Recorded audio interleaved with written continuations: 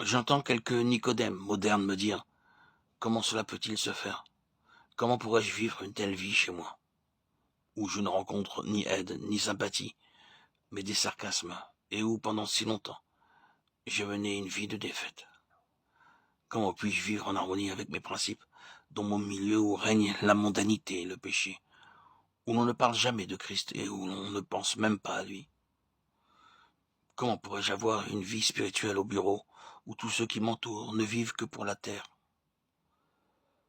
Comment pourrais-je vivre sur un plan supérieur dans mon église, si elle est mondaine, et si je n'y reçois ni la nourriture ni l'enseignement dont j'ai besoin? Évidemment, vous ne pouvez pas vivre cette vie, mais Christ le peut. Christ en nous peut vivre cette vie toujours et n'importe où. Il a vécu sur terre dans sa famille, qui ne le comprenait pas et le faisait souffrir, parmi des gens qui l'ont bafoué, tourné en ridicule, attaqué, et qui, finalement, l'ont crucifié. Ce que je voudrais souligner surtout, c'est que nous n'avons pas à vivre cette vie par nous-mêmes, mais que Christ peut et veut la vivre en nous. Cette vérité était en germe dans la dernière conversation que Jésus eut avec ses disciples. Il leur avait dit qu'il allait les quitter, et ils se demandaient comment il arriverait à vivre sans lui. Il leur affirma que la présence spirituelle qu'il leur promettait serait beaucoup plus réelle et vivante que sa présence matérielle. La vie du cep allait devenir la vie des sarments. Je suis le cep, vous êtes les sarments. Mais celui qui demeure en moi et en qui je demeure porte beaucoup de fruits, car sans moi, vous ne pouvez rien faire. Jean 15, 5.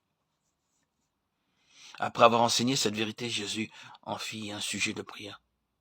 Ce fut l'objet essentiel de sa prière sacerdotale.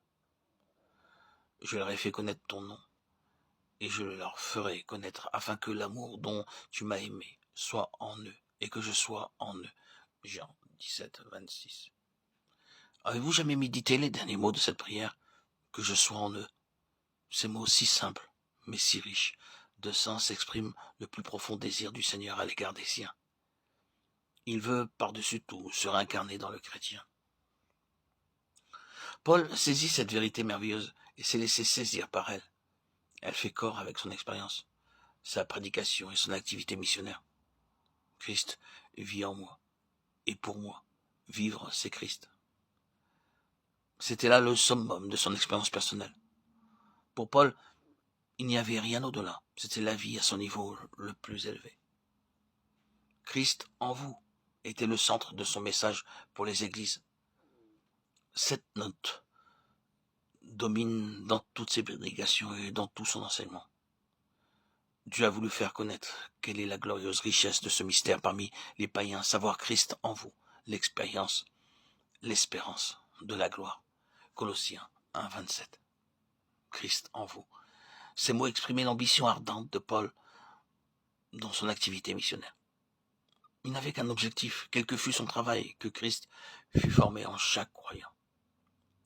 Mes petits enfants, pour qui j'éprouve de nouveau les douleurs de l'enfantement, jusqu'à ce que Christ soit formé en vous. Galates 4, 19. Pour le chrétien, Christ est le centre, Christ est la circonférence, et Christ est tout l'entre-deux. Suivant la parole de Paul, Christ est tout et en tous. Christ est la vie de notre vie. Quand Christ, notre vie, paraîtra, alors vous paraîtrez aussi avec lui dans la gloire. Colossiens 3, 4. Christ est-il votre vie?